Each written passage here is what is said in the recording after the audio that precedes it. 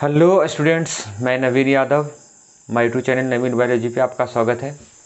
आज की क्लास में पढ़ाने वाले हैं भ्रूण अंतरोपण यानी अंतरोपण इम्प्लांटेशन, है ना। इसके बारे में हम चर्चा करेंगे आज कि अंतरोपण क्या है, किस प्रकार की क्रिया है और ये हमारे माताओं में फीमेल्स में कब होती है। तो हम सबसे पहले इसके पहले है नेक्स्ट क्लास में पढ़ाए थे, ये नेक्स्ट नहीं प्रीवियस क्लास में पढ़ाए थे हम आपको फर्टिलाइजेशन यानी कि निषेचन जो अंडाणु और शुक्राणु का संलयन यानी मिलन के द्वारा जो युग्मनज बने थे वो हमारे निषेचन कहलाए थे। लेकिन उसके बाद जो क्रिया हमारे फीमेल्स बॉडी में है ना चलते रहती है, उस प्रक्रिया को क्या कहा जाता है? तो भ्रूण अंतरोपण कहा जाता है, अंतरोपण इम्प्लांटेशन कहा जाता है। तो चलिए इसके बारे में हम पूरी तरह से डिटेल करेंगे। तो इसका छोटा सा परिभाषा है, यानी निषेचन के बाद युग्मनज में समसूत्री विभाजन प्रारंभ होती है। कौन से विभाजन प्रारंभ होती है? समसूत्री विभाजन। उस पूरी समसूत्री विभाजन यानी कि सम बराबर भागों में विभाजित होती जाती है। ये जब जाइगोट की बन जाती है तो उनके अंदर जो बहुत सारे सेल्स यानी संतति कोशिका बनती जाती है, बहुत सारे कोशिका बनती जाती है। उस कोशिका को सबसे प्रारंभ में जो सेल डिवीजन होती है, समसूत्री विभाजन जो होती है, उसे हम लोग विदलन या है ना क्लीवेज कहा जाता है। क्या कहा जाता है? हम लोग कहते हैं क्लीवेज या विदलन कहते हैं। तो तथा इसमें क्या होती है कि तथा विभाजन के साथ साथ युग्मनज जो है अंडवाहिनी से होता हुआ गर्भाशय में गति करता है ना, गति करता है। उससे हम लोग अंतरोपण या इम्प्लांटेशन कहते हैं।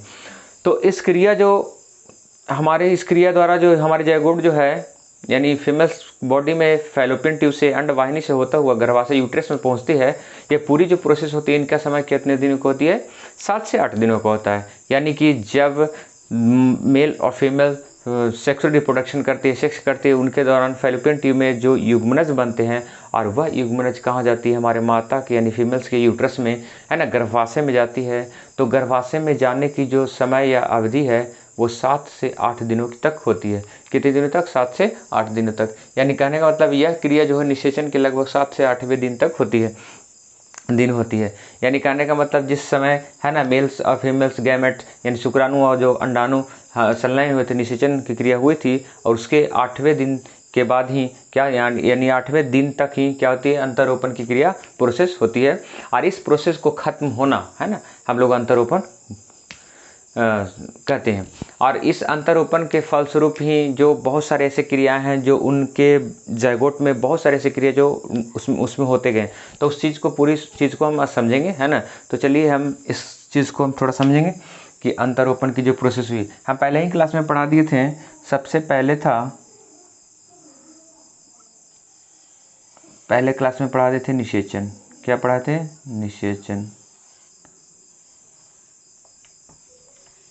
निषेचन की जो क्रिया था, ये फिम्बरी हो गया, ये छोटा सा अंडाणु पार देते हैं। अंडाणु से देखिएगा, अंडाणु यानी अंडोत्सर्ग जो हुई थी, अंडोत्सर्ग के फलस्वरूप जो उस साइड से निकले थे अंड कोशिका जो निकली थी, ये अंड कोशिका फैलोपियन ट्यूब में आए थे। कहाँ थे? फैलोपियन ट्यूब में। यानी संक्रियन पथ और तुम्बिका के संधि स्थल पर ही क्या होते हैं कि अंडाणु और शुक्राणु संलयन होते हैं, मिलते हैं। तो इस स्थान से जैसे ही आए तो क्या हुआ? इनमें शुक्राणु आकर अटैच हो गया यानी संलयन हो गया। और संलयन होने के फलस्वरूप क्या बनी? ये बनी युग्मनज। क्या बना? युग्मनज। अब युग्मनज जो बना इसको बोल दिए हम लोग जाइगोट। युग्मनज क्या बन गया? युग्मनज बन गया।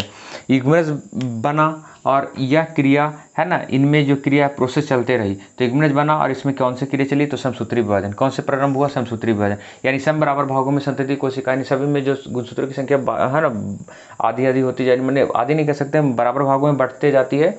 गुणसूत्र समान होगा लेकिन क्या होती है? कोशिका टूट टूट कर आधे में बढ़ते जाएगी, बहुत सारी कोशिका बना लेगी। तो जैसे ही इसमें बनती गई उस प्रोसेस को हम लोग बोल दिए है ना क्लीवेज या विदलन कहा जाता है। यह जो प्रोसेस हुआ, ये देखिए लगातार अपनी कोशिकाओं में वृद्धि करते जाएगी। यानी कि हम जैसे ही जाइगोट बना, जाइगोट 2 में बट गया, 4 हुआ, 8 हुआ, 16 हुआ, है ना। तो 2, 4, 8, 16 यानी ऐसे सारी कोशिकाएं क्या हुई, उन अंड कोशिका में क्या हुई, सेल लाइन के बाद निषेचन के बाद बनती चलेगी। तो उस पूरी जो 16 संतति कोशिका बनी उस कोशिका को नाम दिया गया है ना ब्लास्टोमियर्स। कौन सा नाम दिया गया, ब्लास्टोमियर। इस कोशिका का नाम दिया गया जो अभी इनके, देखिए इधर हम एक और फिगर बना देते हैं यह क्या हो गए हमारे अंडाणु, क्या हो गए अंडाणु। और अंडाणु में बहुत सारे जैसे कि है ना 2, 4, 8 है ना 16 बहुत सारी कोशिकाएं बनती गई, तभी हम 6 और एक 8 कोशिका ले लेते हैं। तो जो सारी कोशिकाएं बनी, ये बनी, इसको बोल दी हम ब्लास्टोमियर्स, है ना, क्या बोल दिए, ब्लास्टोमियर। और इन ब्लास्टोमियर जो सेल होती है, इनकी जो पूरी समूह हुई, इनकी जो पूरी ग्रुप हुई, उस ग्रुप को कहा जाता है, उस ग्रुप को कहा जाता है मोरुला। उस ग्रुप को कहा जाता है मोरुला। क्या कहा जाता है, मोरुला कहा जाता है।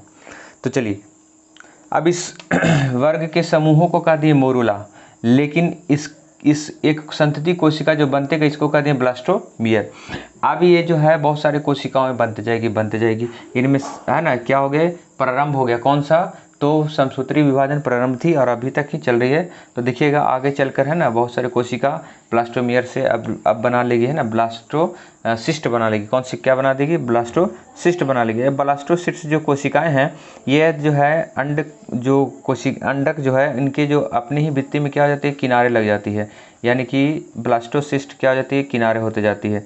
और यह किनारे होते होते है ना अंडाणु के जो चारों ओर जो लेयर्स होती है, उस लेयर्स में एक अटैच हो जाता है, और उस अटैच होने से एक लेयर जो बनती है उसको बोलते हैं ट्रोफोब्लास्ट। क्या बोलते हैं, ट्रोफोब्लास्ट। ट्रोफोब्लास्ट लेयर्स परत बना देती है। और ये जो ट्रोफोब्लास्ट लेयर बनाई, ये सेल था क्या, इस सेल का नाम रखा गया ब्लास्टोसिस्ट। सेल का नाम क्या है, ब्लास्टोसिस्ट।